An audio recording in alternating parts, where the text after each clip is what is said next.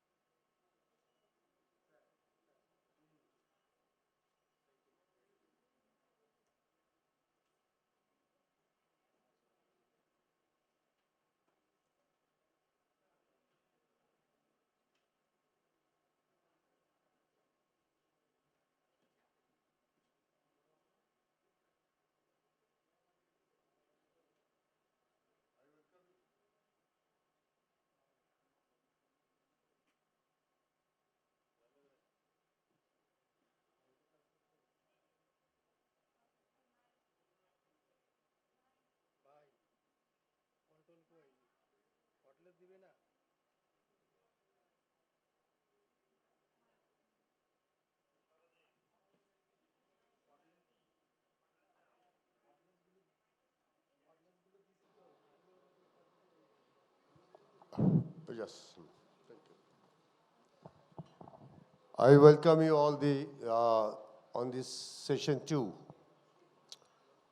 Perhaps it will be the last session of the day.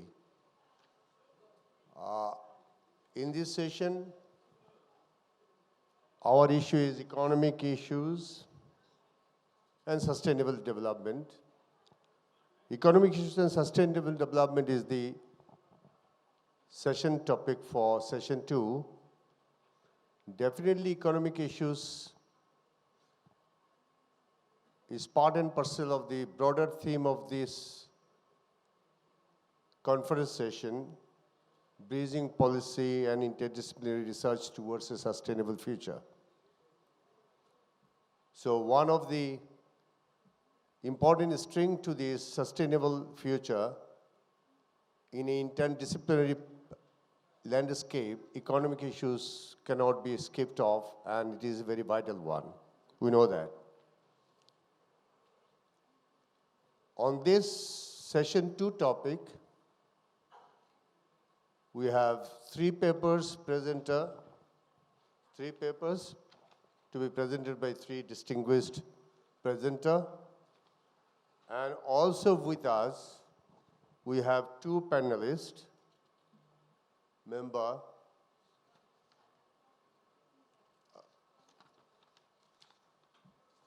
What is the name? I'm not saying the names, though I know your name. Agnur I know, and the professor. Professor Deen Islam. Yeah, okay. I should have been provided with these 2 names here, but I'm not seeing here. I'm sorry. But still then, Agnur, I know him very well. And Professor Deen Islam, I know now. Very distinguished panelists we have. We are very privileged to have 2 distinguished panelists here.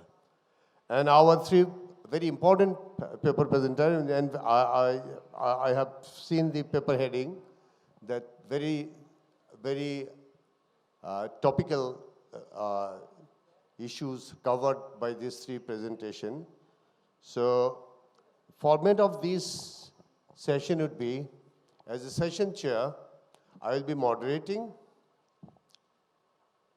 and 3 paper presenters will have 12 minutes each.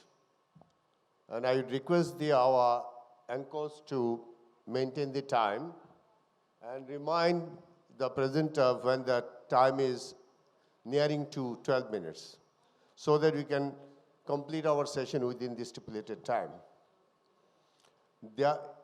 Originally, the format was that after paper presentation, our distinguished panelists will have their comments, and after that there would be a Q&A session. But I have been told that format has been slightly changed, that after each presentation, presenter will be on the dais, he will not be leaving, he or she, all he, I think, 3 presenters, I think he. They will not be leaving.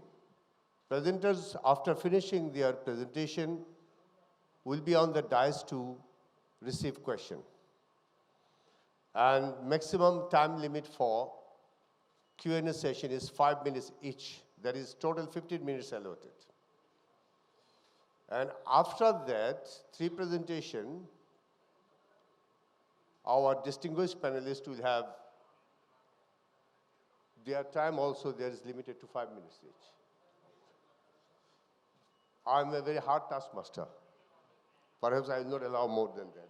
There might be 1 minute plus minus. And after that, chairman will have his concluding remarks. But I would prefer if our panel member can take some of my time, I can be relieved of saying too much. So I can conclude it. So from my time also, our panel member can have some time. So with this format, now we have 3 papers. Let me invite our first presenter, Just a minute, I forgot it. First presenter, Mr. Anindo Mahmud, who is lecturer, Department of Business Administration, Gono, Bishwabidyalay. His paper heading title is Relationship between Green Finance Initiatives and Profitability in the Banking Sector of Bangladesh. Our systematic literature review, very important topic, very seminal topic, green financing and the profitability issues of the banking.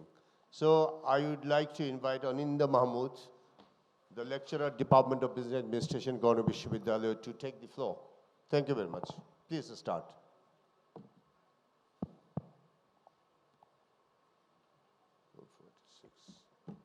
Good afternoon, distinguished guests.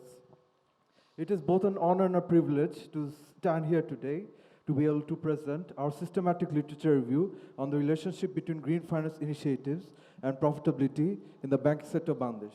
Now, here's one mistake in this slide. Well, there are two more co-authors, Dr. Jawed Mahmud and MD Tawhidul Islam. Their names have not been mentioned here. Now, as we all know, climate change poses a severe threat to Bangladesh. With this country's low elevation, extreme climatic variability, economic dependence on agriculture, high population density, and high levels of poverty, it currently stands as one of the most vulnerable in the world to climate change. In response, green finance has recently emerged as a critical tool to help fight climate change in Bangladesh.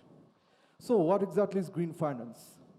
Green finance is basically any financial investment that is intended to support sustainable and environmentally friendly ventures. It channels investments into renewable energy, green bonds, and eco-friendly projects. Our research was done keeping in mind the following question. How consistent are the findings in prior works of research concerning the relationship between green finance initiatives and banking profitability? To answer this question, we conducted a systematic review of existing quantitative research. For that, we added to the following criteria. Quantitative journal articles from 2021 to 2023 that use regression analysis with well-defined proxies for both profitability and green finance. English language studies and analysis confined exclusively to Bangladesh's banking sector, thus excluding non-banking institutions and international comparisons. The relationship between green finance and profitability appears to be well supported by some established theories. One such theory is the stakeholder theory, which was first established by Professor Edward Freeman of the University of Virginia in 1984. This theory demonstrates that by addressing environmental concerns, banks enhance trust and reputation, thus paving the way for long-term profitability. The next theory, the triple bottom line concept, first pioneered by British entrepreneur John Elkington, further supports the idea that businesses must balance profit, planet, and people to ensure resilience and enduring success. To ensure transparency and minimize bias, our study added to the PRISMA statement in conducting a systematic literature review. For our search strategy, we first used the string all in title, green banking or bank to Google Scholar, which yielded 4,190 results. Next, we manually saved them all to our personal Google Scholar library. Basically, it was a very painful and lengthy process. Finally, we applied the search string Bangladesh regression profitability to that personal Google Scholar library, which narrowed the results down to 178. Then, as I mentioned earlier, our study followed strict inclusion criteria regarding language, timeline, and focus. As a result, only 84 papers were deemed eligible.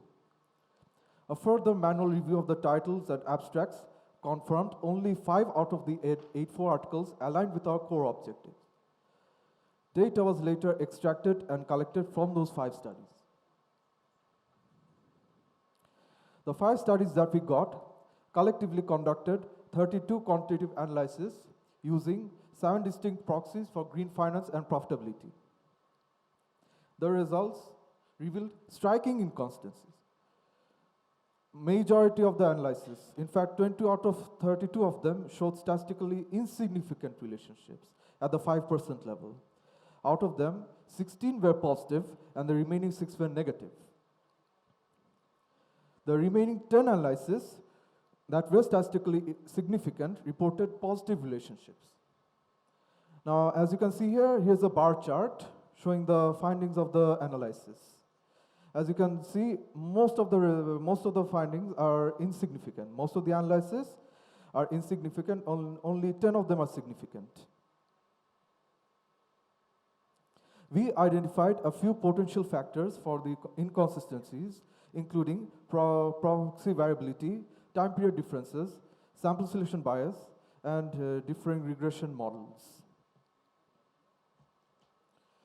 Among them, time period differences and sample selection bias did not do a very good job explaining inconsistencies within the same study, as time periods or sample bias are likely to remain constant among analyses. Moreover, differences in regression models also fail to explain discrepancies between simple regression results. Therefore, the most plausible explanation for the inconsistent findings in any simple regression analysis within the same paper was variability in proxy definitions. As you can see, there's a table here. Basically, three of the proxy variables had mixed direction of relationships. Mixed here means some of the in case of GFT and RE, for instance, some of the analysis revealed positive relationships, while some of them revealed negative relationships. Well, two of these were consistently insignificant, which is normal, since insignificant relationships often fluctuate between positive and negative. As you can see, for two of them, the significance of relationship was insignificant throughout. However, only GFR and ROE, GFR here stands for Green Finance Ratio, which is basically the ratio of green finance investments to total investments in a bank. Only GFR ROE showed inconsistencies in both direction and significance.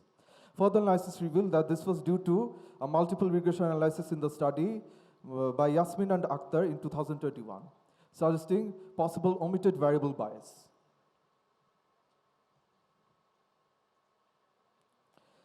To resolve these ambiguities, we made two proposals.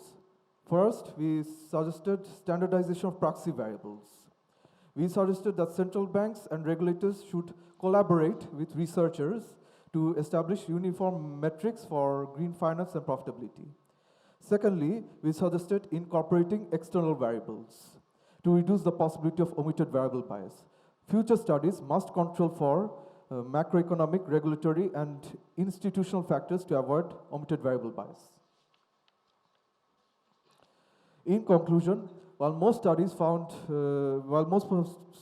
to find significant link between green finance and profitability, the minority that did demonstrated positive outcomes. This inconsistency highlights the need for future studies using standardized proxy variables and integrating external influence. As Bangladesh strives towards a sustainable financial future, clarifying the relationship is essential, not just for banks, but also for policymakers, investors, and the environment. Here, as you can see, here are some references. And now, thank you. Are there any questions? Thank you very much, Mr. Anindo. Just keeping within the time limit. That's an excellent job done. Now, I request you to step back so that if there is any question, please raise your hand. We have 5 minutes allotted for. Okay, you first. Supply with the microphone, please. I think questions should be very brief and pointed. Please, thank you. There's the problem with this system of microphone. It works, it doesn't work. Sometimes it works, sometimes it...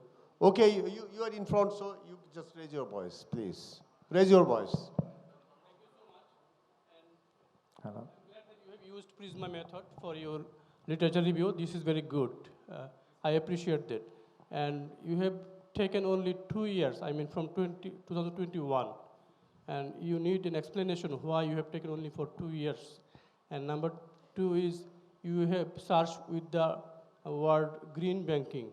Why not you use some other synonyms of green banking like sustainable banking?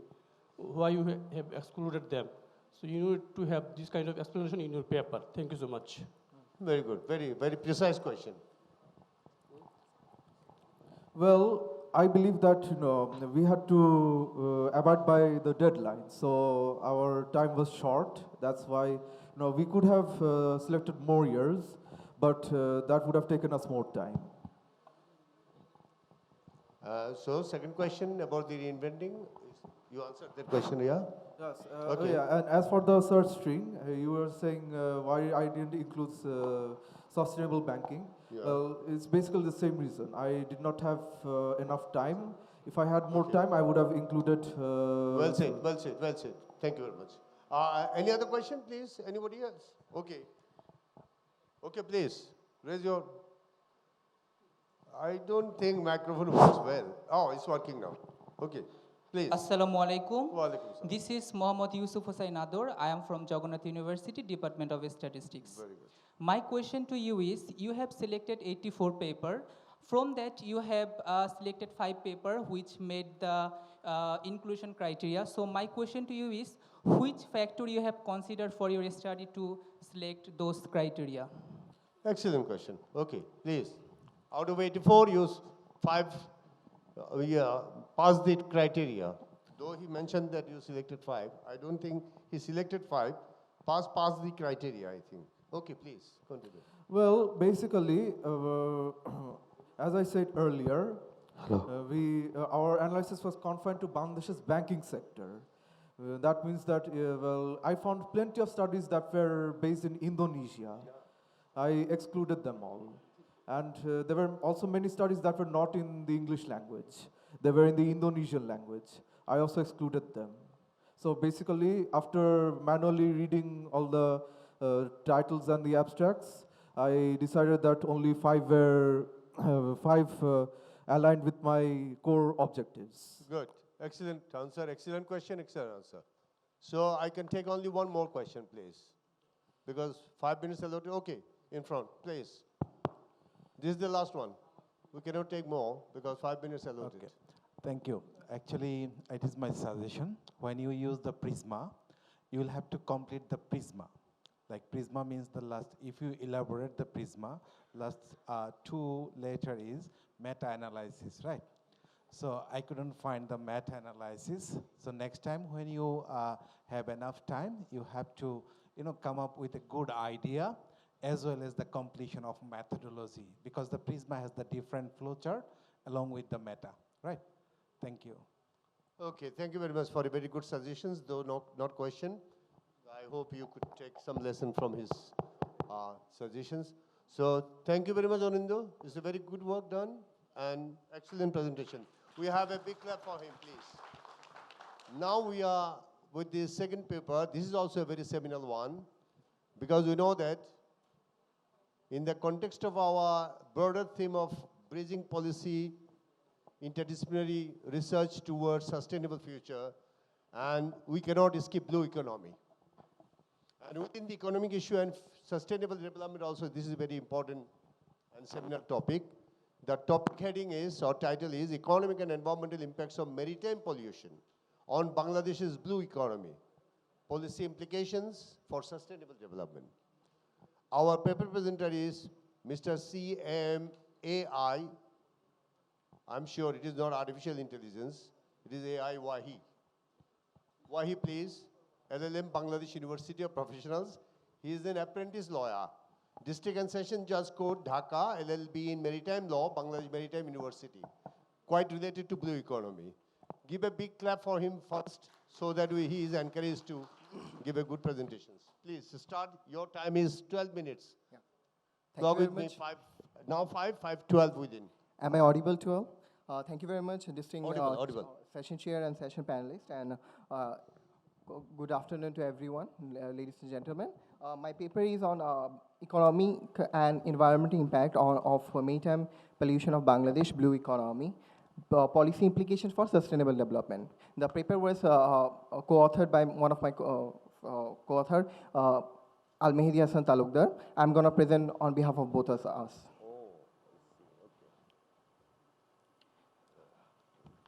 Today, I will discuss the challenges facing Bangladesh growing blue economy due to the maritime pollution. Bangladesh leverage its rich maritime resource to drive sustainable development and growth. This aligns with global goals like UN Sustainable Development Goals for life below water and climate action. However, Bay of Bengal faces escalating maritime pollutions from industry discharge, plastics, and oil spills that threatens these prospects.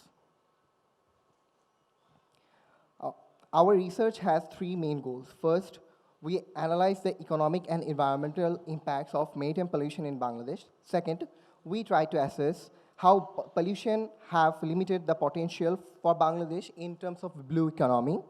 Third, we develop a suggestion and recommendation in the policies for sustainable maritime pollution management and for achieving sustainable goals. In short, our scope covers protecting ocean and coast while pursuing clean energy, resilient livelihood, and overall sustainable development. In the research paper, we try to adopt a qualitative approach. We conduct a comprehensive literature review of academic studies, government reports, and international agreements related to maritime pollution and blue economy. We also analyze key Bangladeshi laws and policy documents to understand how maritime activities and maritime environmental protection are governed. This combination helps us to identify the gaps and between the policy's intent and real-world impacts on our ocean resource.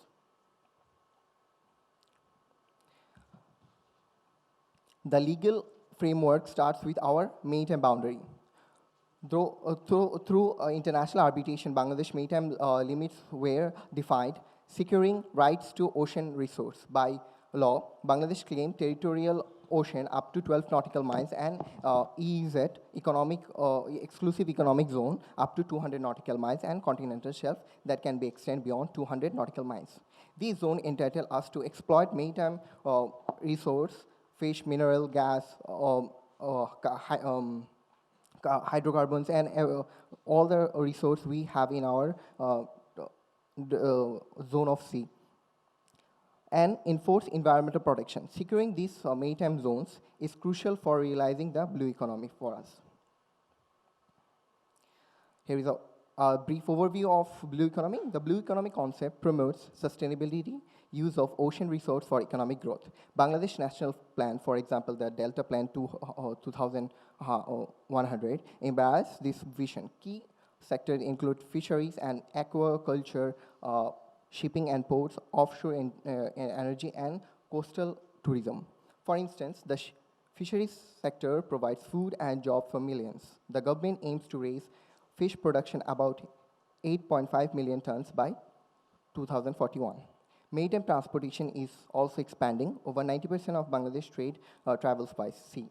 Our merchant fleets grow by about 18.6% in capacity in 2023. Other sectors include offshore wind energy and coastal tourism and emerging marine biotechnology. These sectors are highlight for the future opportunity that could be realized if our ocean remains healthy. Now, the economic implications of maritime pollution in our economy. The polluted water means loss of revenue in terms of our sea. The fisheries and the coastal tourism decline when ecosystem is degrading. The port and industry face higher maintenance and cleanup expenses due to the pollution in the sea. Then again, the health costs rise as polluted water and air lead up to illness. Overall, pollution erodes economic growth and depends extra public and private spending. In environmental cost, ecosystem suffers. Pollution destroys coral reef, mangroves, and seagrass that support fisheries and protect our coast. It contaminates water and food chains. Greenhouse emission from ships and offshore activities also contribute to climate change and sea level rise. In turn, these loss feeds back into economic harm since millions of Bangladeshi depends on ocean health. The fisheries and aquaculture sector, due to the pollution, our fisheries and aquaculture environment is vulnerable. Declining of fish stock is a very crucial problem in our country. Due to the industrial effluent and sewage can cause fish kills and shrink of catch. Aquaculture impact. Farm fish requires clean water. When rivers and ponds become polluted, disease outbreak and lower yield follow. This direct cuts economics for coastal farmers. Economic effects. Lower fish and shrimps production means fewer export and higher price at home, raising food and insecurity. In some, pollution in our water threatens both the nutrition and livelihood of many Bangladeshis. One of the most affected sector is maritime transportation. The increase of operational cost gets high if the water is polluted due to the accelerated hulls and engine corrosion, increase maintenance and fuel cost. Debris and slits can slow port operation, causing delay and extra charge.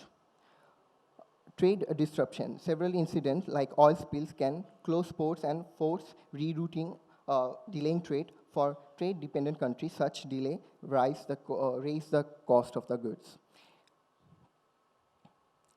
And one of the future prospect for Bangladesh is maritime tourism.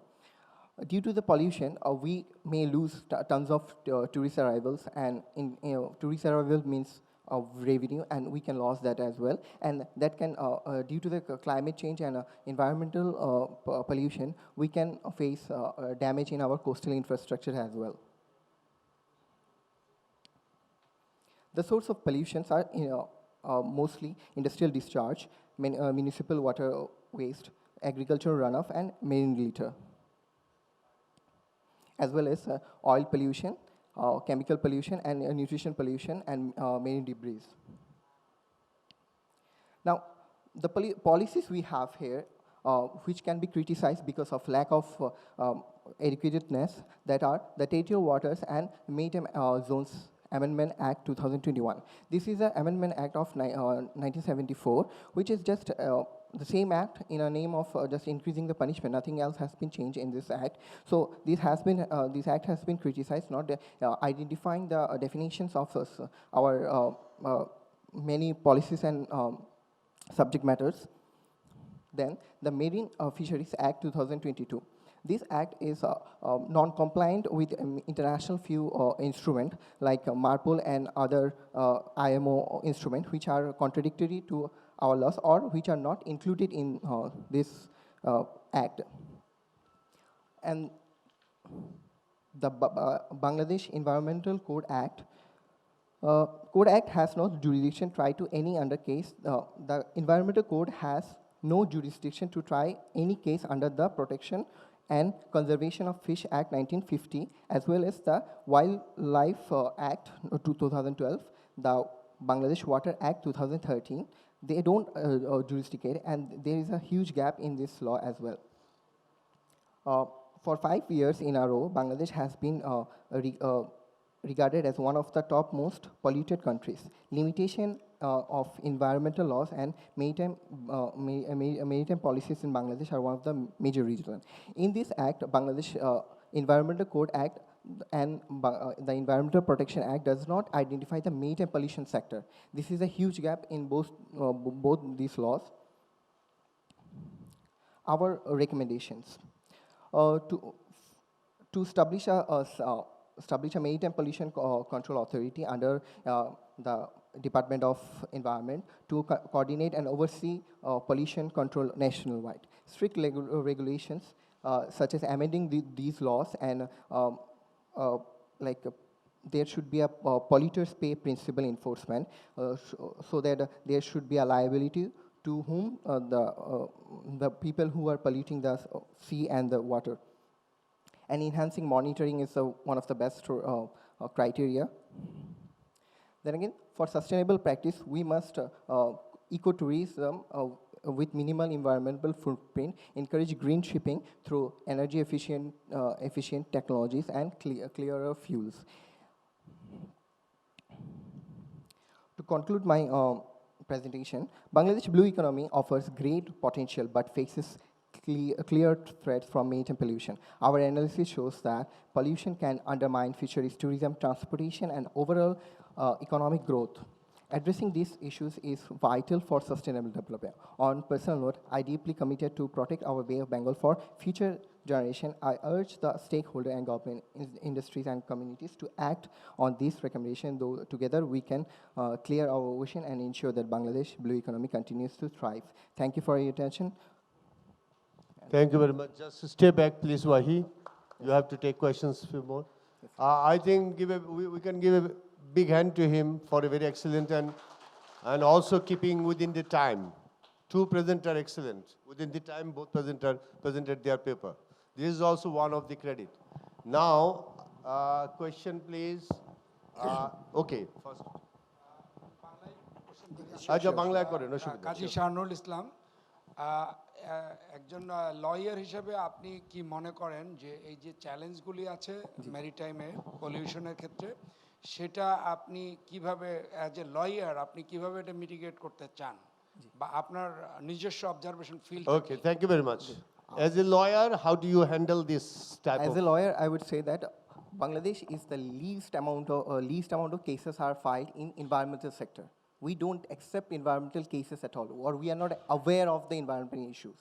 We are firstly, we have to be aware what's Awareness is an issue.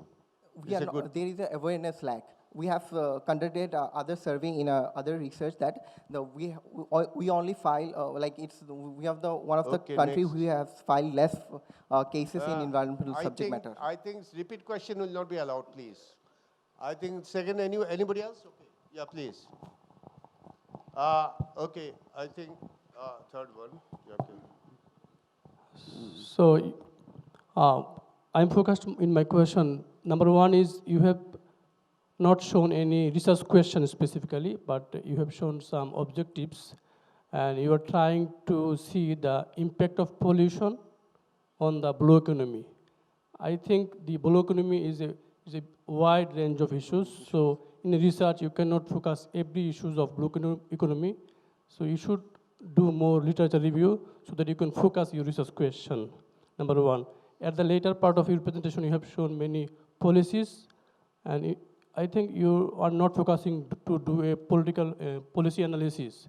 So, or if you do policy analysis, you cannot find the impact of pollution on blue economy. So I think you should go for more focus on your research question. Okay. And for this, you need to Thank do you the very much. literature Thank you review. very much. It's not a question, it's a suggestion. Thank you for your observation and suggestion. Doctor, please.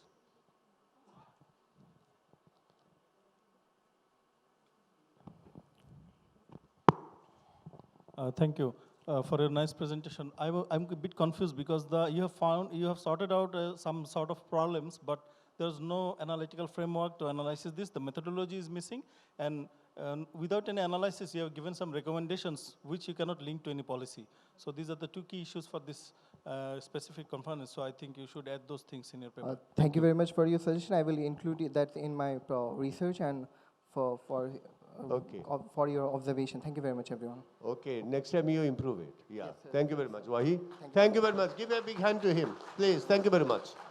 Now, our last paper, it is a bit different way. He is physically not present, but virtually he will be coming to us. Perhaps from Russia, is it correct? From Chowdhury, Russia. So he will be connecting, and that paper topic is also very challenging one. Time-varying effect of global oil price cyclical shock. Economic and geopolitical uncertainty on financial stress of G7. TVP SVRSB approach. The presenter will be our Senior Research Associate of BIGM, Mr. Faroque Ahmed, who is a PhD candidate and doing his PhD in Ural Federal University of Russia, Graduate School of Economics and Management. Farouk, are you online, please? He's connected? Faroque is connected? Faroque, hi. Yes, Yes. yes. Okay. Can I? Am I audible? Audible? Yeah, you are clearly audible. Okay, okay. First of all, we welcome you from Sudur Russia. We are in Bangladesh. Perhaps you are at what time you are here, dear? Actually, sir, this is just 1 hour back. That 1 means hour back. now it's 4:16 p.m. Oh, okay. Just 1 hour back. Oh, Yes. but one day. You are not saying that you are one day behind or front. Not on the same day. No, sir, not one day. Okay. So I think, Farouk, you have 12 minutes to Yes. present your paper. And your paper is very interesting, seems to be, because it's financial stress of G7. But definitely we'll get something out of your paper that what is the link between G7's financial stress and our stress. So hope you will come with the answer. Thank you very much, Farouk. Time is yours now. Thank you. Yes, sir. Thank you very much. Let me share. I think, is it visible? Yeah, visible. Clearly visible. Okay. Okay, thank you very much. This is Faroque Ahmed, Senior Research Associate, Bangladesh Institute of Governance and Management. And currently I'm doing PhD at the Real Federal University, Russia.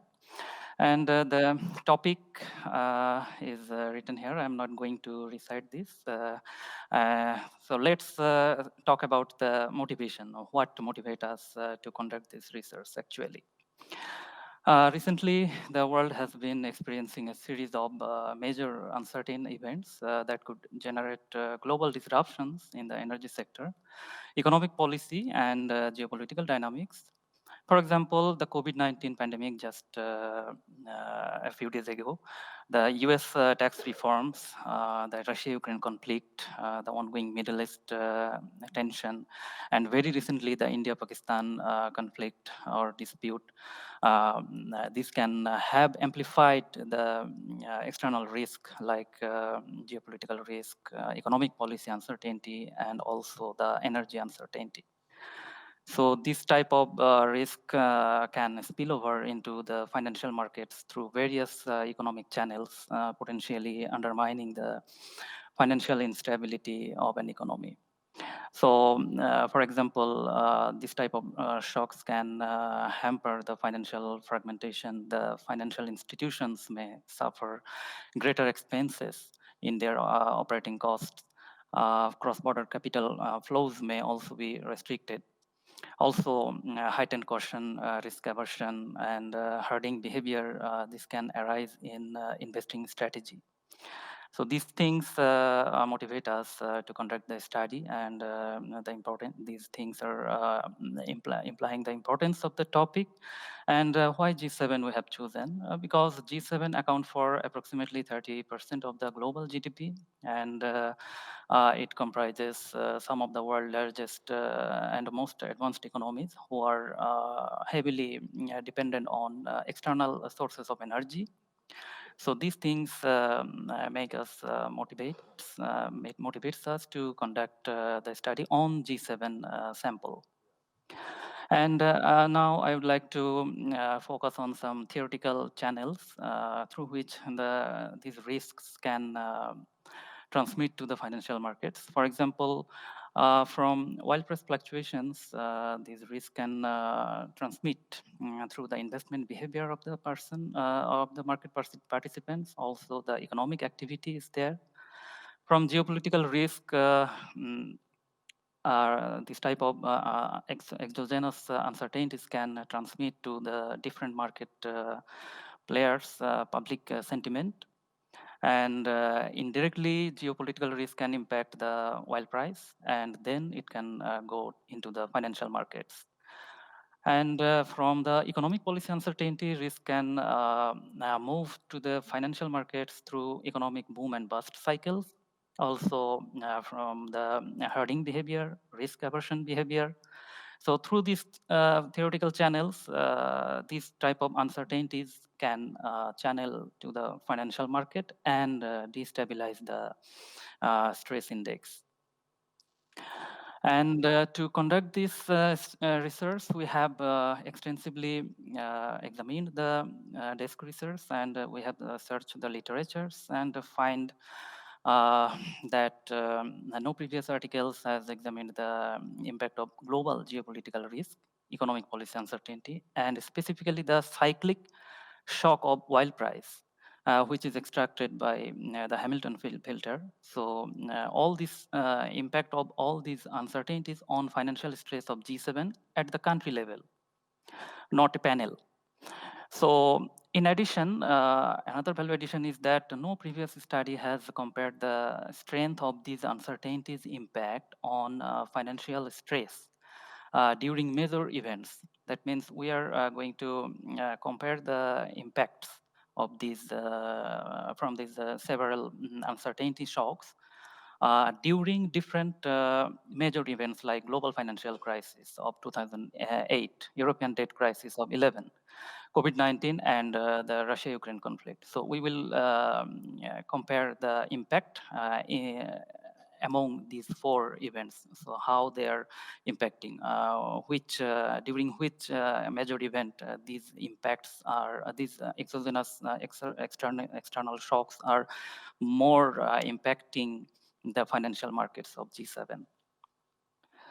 Here you can see the data description. I am not going into much details into it, but I can just say that the financial stress index, we are using the variable of interest, the dependent variable. This is a composite index indicator that takes into account four market segments of the financial sector of an economy, like the banking sector, the stock market, the debt market, and the foreign exchange market. So from all these sectors, the instability or the health of the financial sector is captured by this financial stress index.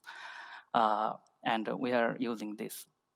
Here you can see the financial stress indexes of G7 countries across time. And you can see there is a common pattern of spikes during the global financial crisis of 2008, during the COVID-19, at 2020, and current Russia-Ukraine conflict. The spikes are also very significant.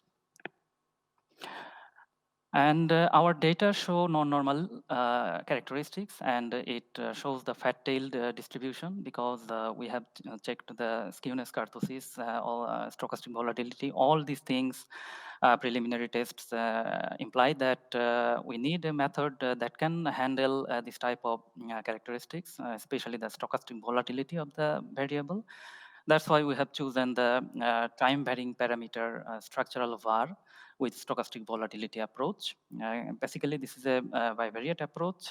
Here we model each sources of uncertainty on the financial stress of G7 country level. So, and find the results. Here you can see the time-varying impulse responses of financial stress to all of these uncertainties. And we see that basically France financial stress is found to be the least affected due to the global geopolitical risk. And we see Italian financial stress is found most affected from the global geopolitical risk, while Japanese financial stress is found to be the most affected by the global economic policy uncertainty. Once again, France financial stress is found as the least impacted by this global economic policy uncertainty. And the last, the oil price shock. From oil price shock, we see that USA financial stress is the most impacted in the short term, but in the mid to long term, we see Italian, UK, and the Germany financial stress is most affected. And another scenario, that is the comparative study. Here in this graph, you can see the impulse response of the financial stress for G7 countries. And we compare the impacts of these uncertainties at different during different major global events, like global financial crisis, European debt crisis, COVID-19, and Russia-Ukraine conflict. So all these events are represented in the graph with different colors. And what we find that during the Russia-Ukraine conflict period, the severity of all these impacts on financial stress of G7 was comparatively stronger in magnitude than the other types of events. And now let's talk about the key findings. Finally, we see France financial sector is found most resilient to geopolitical risk, economic policy uncertainty, and oil price shocks. While we see Italian financial market is most impacted from the global geopolitical risk, and Japan's financial market is mainly getting vulnerabilities from the global economic policy uncertainty. And last but not the least, the oil price cyclic shock severely amplifies the financial stress of USA in the short term, but with time, it stabilizes, because we know that USA has a very big strategic reserve of oil and gas. So, and we see UK, Italy, and Germany, they are getting vulnerabilities from oil price shocks in the mid to long term. So I think based on, we all know that Euro region countries are very dependent on external sources of energy. Maybe because of that, this type of findings we get. So based on these empirical evidences, we have some policy implications. For example, firstly, it is required to develop strong and well-regulated financial risk management system like France did in recent times after the global financial crisis of 2008. And secondly, Italy and Japan should focus on developing robust fiscal disciplines, diversify their economy, increase investment in alternative energy sources. Thirdly, UK, Italy, and Germany should look for developing the strategic energy reserves, just like USA did. And fourthly, and finally, our results suggest that international investors should make relatively risk-free investments in the financial market of France among these G7 countries. So that is all from my side. Thank you very much for your kind attention. I'm ready to take questions. Thank you, Faroque. Just hold on, please. Virtually, you can keep linked with us. There might be some few questions you have to face. Is there any? Yeah. I want to have a new someone. Any new face, please? No. The old face then now, please. Okay, please. Take the microphone. I'm not sure whether Farouk will hear your question from there. Okay, you try. I can. Mr. Farouk, I think, are you hearing me? Yes. Yes, okay. I am hearing. So I hope you are in the PhD program. And also I expect you are in the funding, so you have enough time. So I have 3 suggestions to you. I do not want to ask any question. I always try to find the solution and want to share the solution, right? So the first criticism of your paper is the weakness of theoretical basement of your paper, right? If I would I could consider a compact theory that could be help me to find out or reveal the, the meaningful impact of the research. And the second one is, I do not want to say biasness. I just expecting the selection of model that you have select the time-varying repulsing model. So you have to come up with a good idea why you are using this methodology, because you have freedom as a researcher, as a positivist research philosophy. You can use the different model. I can say you can use the difference in difference model and synthetic control model that can help you push yourself. I think you will find the solution. I think you have to that be could very help. a bit brief. Yeah, please. Yeah, it could be help you to publish in the good journal. Thank you. Okay, thank you very much for your good suggestions. Any more questions, please? Thank you very much. Any more question, please? If no more, then we can call you to give a big hand to Mr. Faroque from distance. Should be very big one because he is from long distance. Thank you very much. Actually, Thank you, I Farouk. am missing my physical presence there. Yeah, Actually, I would we like also to miss thank BIGM Authority for giving me the chance of presenting online. So thank you very much, everyone. Also, thank you for taking the trouble to be connected with us from long distance. Thank you, Farouk. Now, You're welcome, sir. We already covered 3 papers, and that's also within the stipulated time. That's a very good one. Control time, every presenter maintain their time.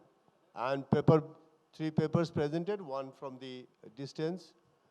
And our session 2, economic issues and sustainable development. And this topic is very much linked with that economic issues, blue economy as well as the green finance. And also in terms of G7, the price shock impact and all this. So, keeping this session 2 theme, also putting in the perspective of the conference theme that bridging the interdisciplinary research towards sustainable future. So sustainable future, sustainable development, all these are linked. Now, I have to definitely, as per program, to turn to our 2 esteemed panelists. One of the panelists is a professor, associate professor from University of Dhaka, Economics Department, Dr. Deen Islam. And other one is bureaucrat, Joint Secretary, Energy Division under Energy and Power Ministry. I'm privileged that Aknur worked with me also, and with Dr. Tariq sir and all, definitely. I'm sure with Sultan also. So first, on their reflections on these 3 papers, the structure of the paper, their methodology, their model taking, and their conclusions. So hopefully, we are with the esteemed panelists. First, I would invite Dr. Deen Islam to give his reflection on these 3 papers. Before that, as per program, panelists also given the 5 minutes. But as chairman, I don't think I have much to say. I'm just giving few of my minutes to the panelists because they are the expert, I'm not the expert. So in a way, I'm taking the chance to skip to say something which might be misplaced. So I'm saving my skin. Over to Dr. Deen Islam, please. For most of the questions or feedback I had, actually, we are very fortunate that the audience are very learned today. And there are a lot of nice questions there. So let me go from the first paper, the systematic review one. I hope the author is here. The author can actually avoid a lot of the questions raised from the audience if he can just show us a table of inclusion and exclusion criteria. So you initially found out more than 4,000 papers, and then you narrowed down to 5. And what are the steps and inclusion and exclusion criteria used in every step? If you can show us in a graph, flowchart, or a table, that would be nice. And I think it would be required if you want to submit it in a journal. Another thing is missing in your presentation. What are the databases you used in searching? So I guess you use Google Scholar, but that's not the exhaustive database. You could also have explored JSTOR, PubMed, ABI. There are a lot of other databases. You have to explore at least 2 and 3 to be exhaustive. And not having time is not an explanation. So if you are presenting a paper, if you are submitting a paper to a journal, you cannot respond to a question that I didn't have enough time. So you have to be mindful about that. So another thing is that in your inclusion or exclusion criteria, you didn't mention, you just mentioned two criteria. One is between 2021 to 2023 published paper. But what, is it journal article? Is it book chapter? Is it report? What type of documents you are considering? Is missing. I think is another important element that you need to include in your search criteria. And you mentioned you use Prisma protocol, but there are like 27 checklists in Prisma protocol. Are you satisfying those 27 checklist of Prisma protocol? How many you have satisfied? If you want to submit it in a good journal, you have to answer these questions. There is a suggestion that you can also do, since the paper you included are quantitative in nature, you could have done meta-analysis. I think it's not very difficult.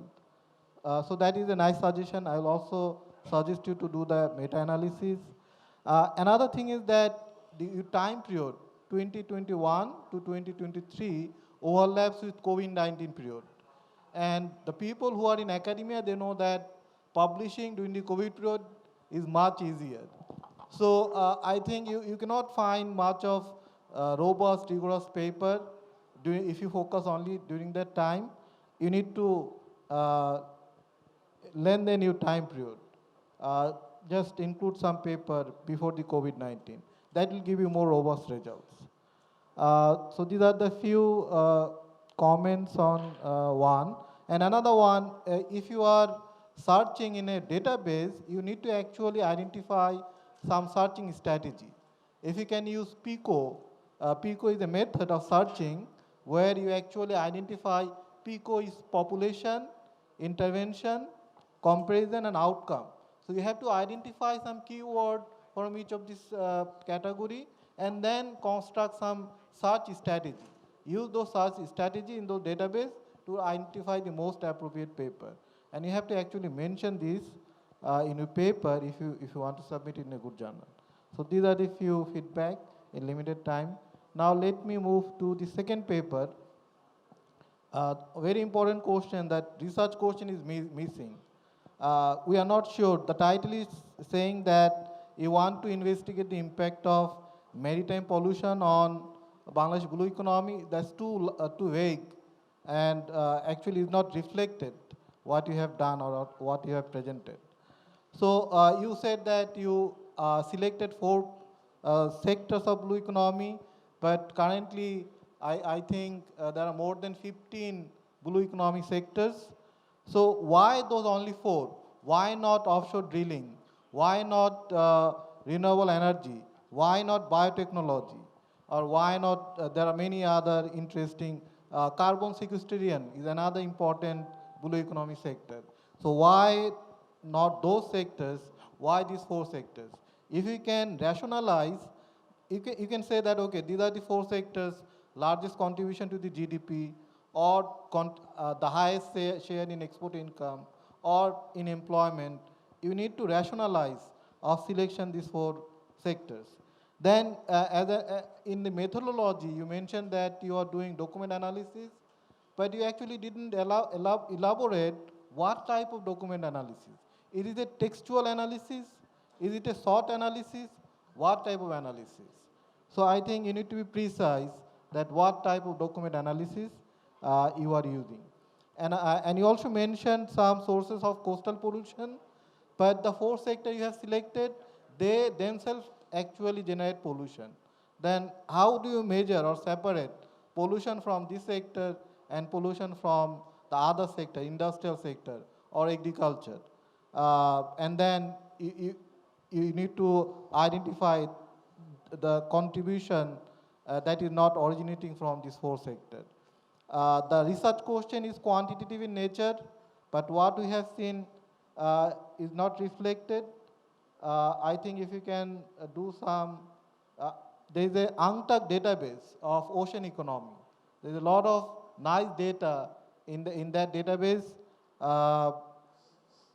so you can do a cross-country panel or something analysis. That would be nice. This is a very new idea, and it's very important for Bangladesh. I think if you can motivate or redirect your research in that direction, that would be a very valuable contribution to the literature. Then the final one was a bit technical, and I agree with the question and suggestion made by an audience. So the first comment is you use data from 2005 to 2023, and your data range include 2008, the financial crisis or financial recession. So when you have such a big event, there might be some structural break. I haven't seen the test of structural break in your model. So if you want to make your paper more robust, please do the structural break, whether your data set has any structural break or not. Another point is that you used VAR model, but your data, your series, seems like are not integrated in the same order.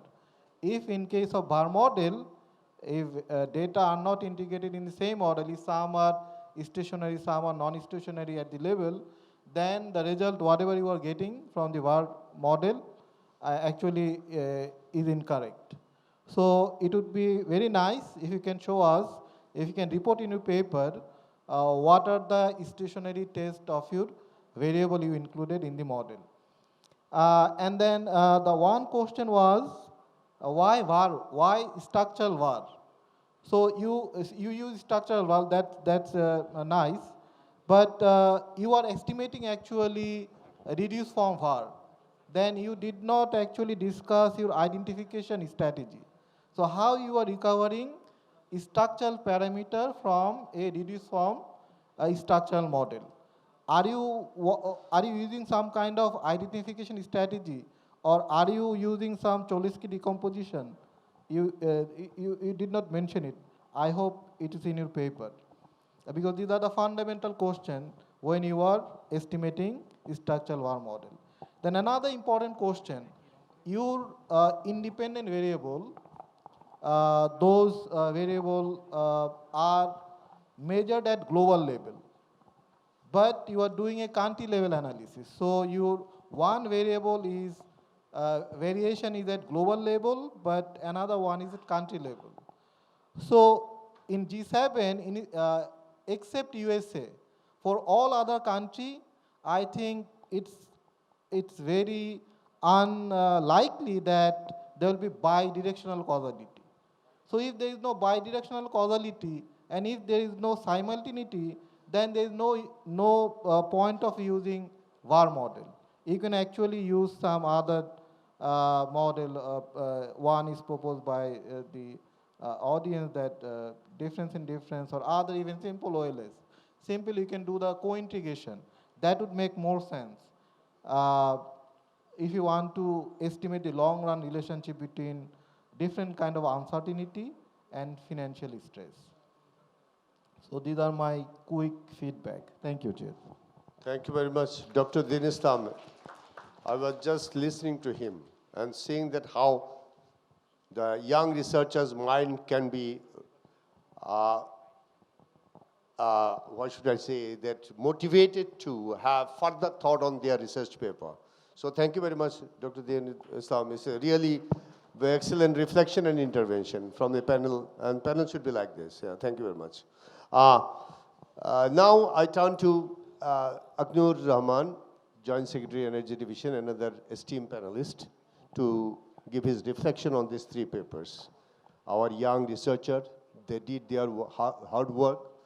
Definitely, through this panel discussion, they will be enriched more to have revised their papers to be fit for publications to a respectable journals and all this. Thank you very much. Over to. Thank you very much, sir. Respected chair and the audience, Assalamu alaikum and good afternoon. These three paper, out of three papers, two papers are directly related to, I think, economic issues and sustainable development. And the third one is indirectly related to sustainable development and economic issue. So sustainability, we know about this ability of an activity to be maintained at the same level into the future. We know this, and two things come forward. Those are the sustainable consumption and sustainable production. And there is a theory, you know, already everyone knows, that is a triple bottom line: people, planet, and profit. When we think about the profit, that is economic benefit, we should think about the people and planet, I mean society and also the environment. So this thing comes forward in these two papers, but in the third one, indirectly this thing basically covered. So I am going one by one. In the first paper, that is green financing and banking profitability, I just hear the presentation and observe some things. That is the, in the paper, somewhere it was talked about the our paper. It is not basically our paper. The thing should be the paper or in the passive voice, and recommendation should be specific, I think. Whether investment, where to invest, where not to invest, why. These things should come and covered by this paper, I think. Here also talked about the external variables. What are those? These are not covered in this paper. If it is covered, then it would be an excellent paper. This paper, I think, is made depending on the secondary sources. If it would cover the first primary and secondary sources both, this would be a good combination to make it an excellent paper, I think. So it is for paper 1, and for paper 2, maritime pollution and blue economy, I have some observation regarding this paper. Here is general and specific objectives. Objectives and scope in the same page, I think it should be separated. Objectives and scope different. And if it also cover the general and specific objectives differently, it would be much more better, I think. And here, high-level coordination body involving relevant stakeholders like Ministry of Environment, it is talked about in this paper, but I also suggest to include Civil Aviation and Tourism Ministry, Water Ministry, Food Ministry, something like that. Maybe this can be controlled by a different big ministry like Cabinet Division. If it is included, then it is a good paper, I think. And also, possibility of energy sources, that is offshore and onshore, you know.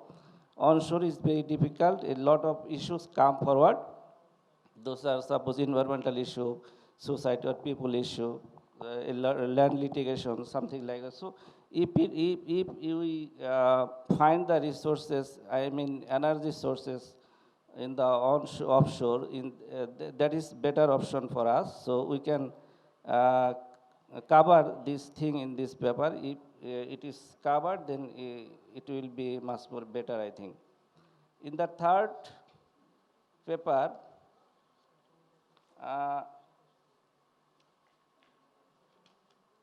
I think financial stress and global oil price cyclic shock and fluctuation and investment in the countries, basically, specifically G7 countries.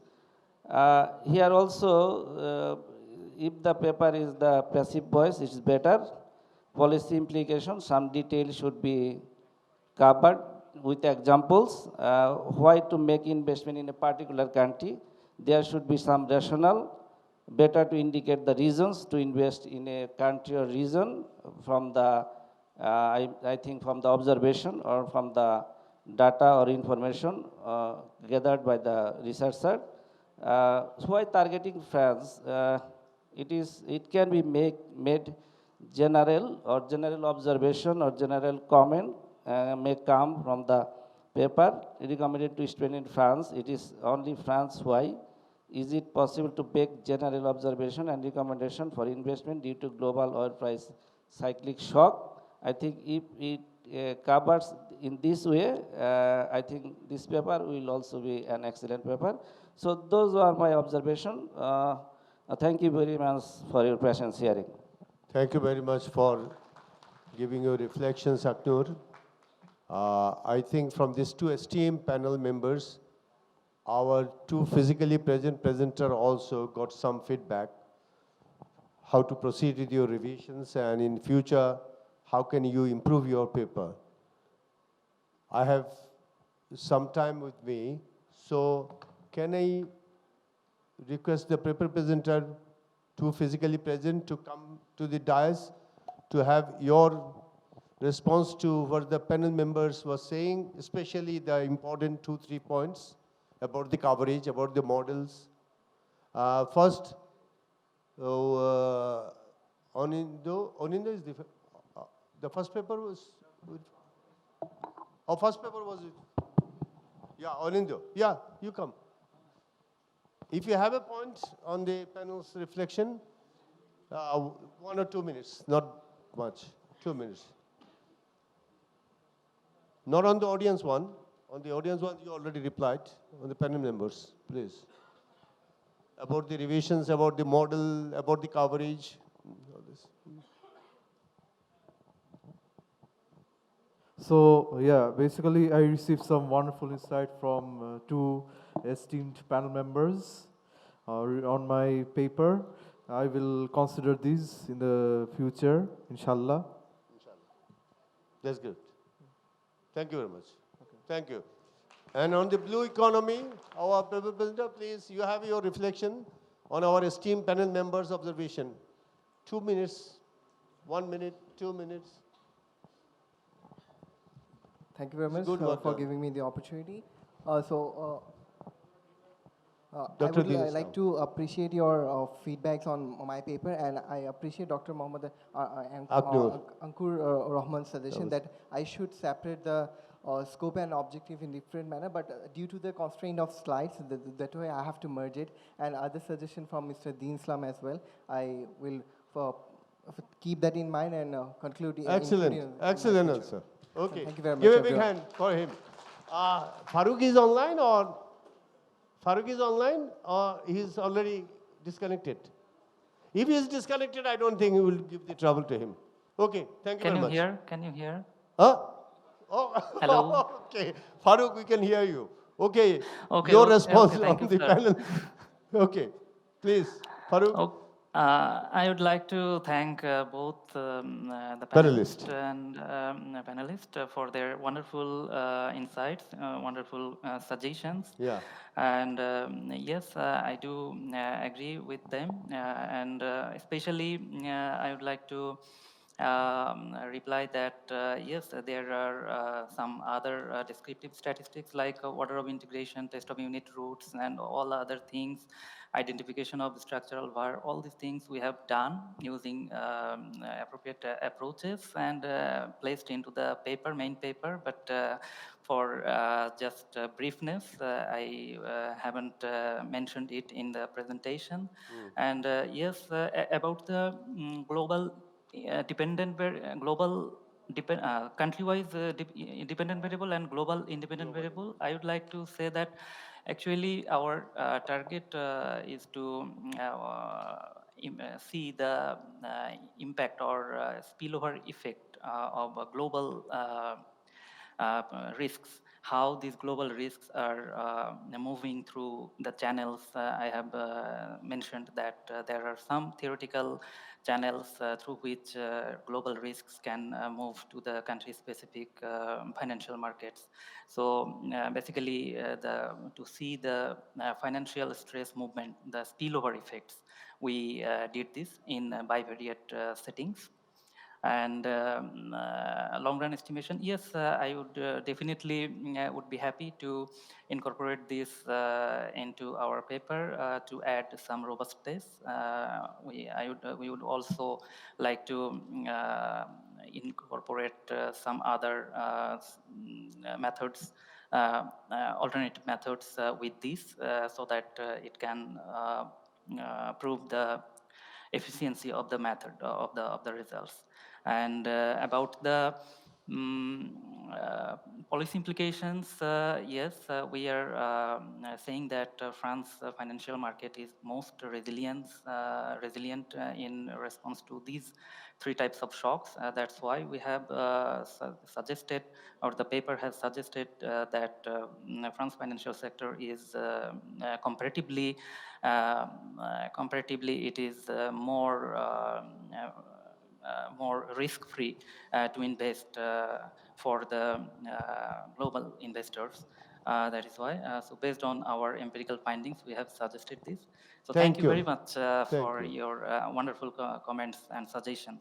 Thank you. Your responses were also excellent. You could follow the thread of the questions of our panel member, and that's also very good of you. And I hope that thank you, sir. From these interventions, you will learn a lesson to improve your paper. Thank you very much. Yes, of course, of course. Now we are almost at the end of the session. The session 2, economic issues and sustainable development. And as I said, first of all, let me congratulate all the three paper presenters and also our esteemed panel members, Dr. Deen and Dr. Rahman.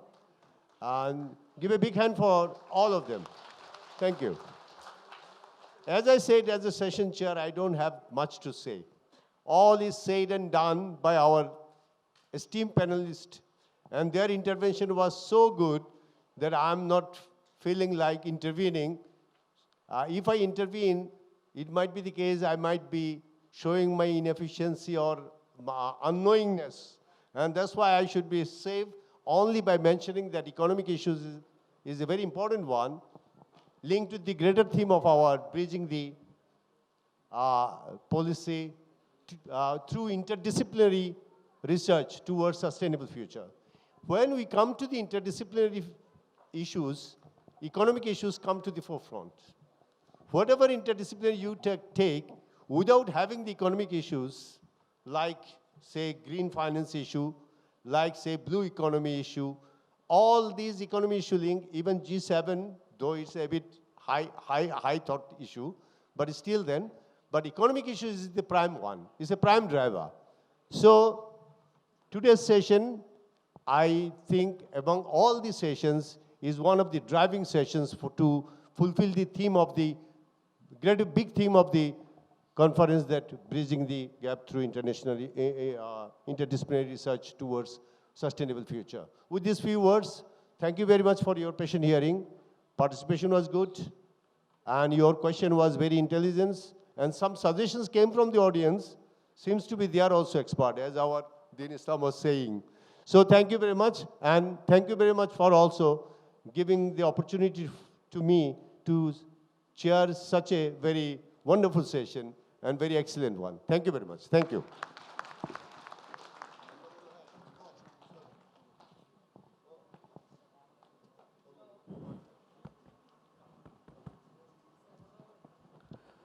So the second session on economic issues and sustainable development of the BIGM National Conference 2025 has come to an end.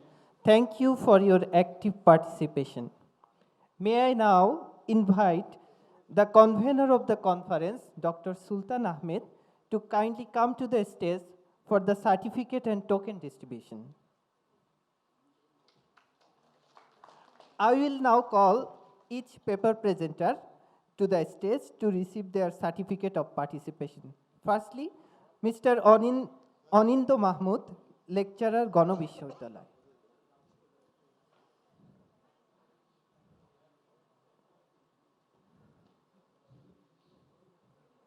Mr. C.A.M. Wahi, student, Bangladesh Maritime University. The certificate of Mr. Faroque Ahmed will be reached later to him.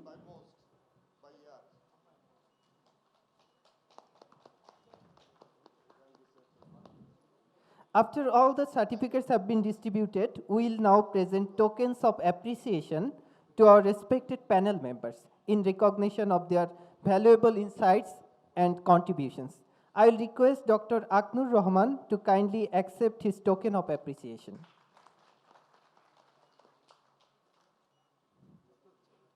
Next, I will request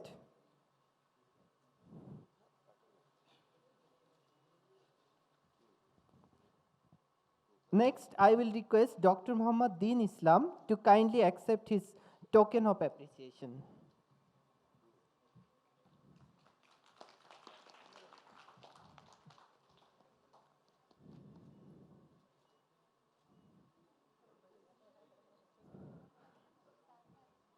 Finally, we would like to present a token of appreciation to the chair of this session for his excellent moderation and leadership. Mr. Mohammad Muslim Chowdhury, sir, please.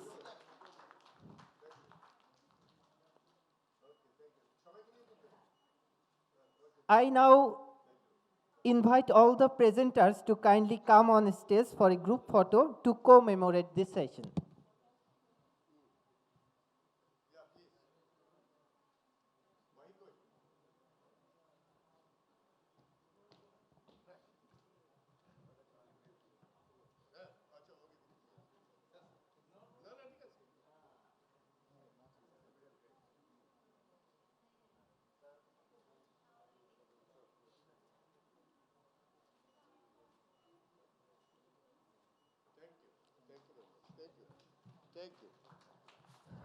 On behalf of the organizing committee, I would like to thank everyone for their active participation and meaningful engagement throughout the session.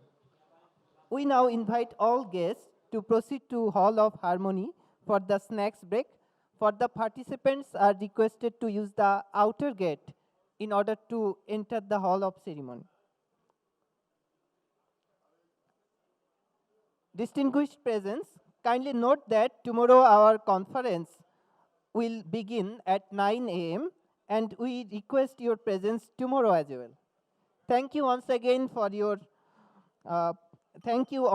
ladies and gentlemen, and we look forward to your continued participation in the National Conference of BIGM. Thank you.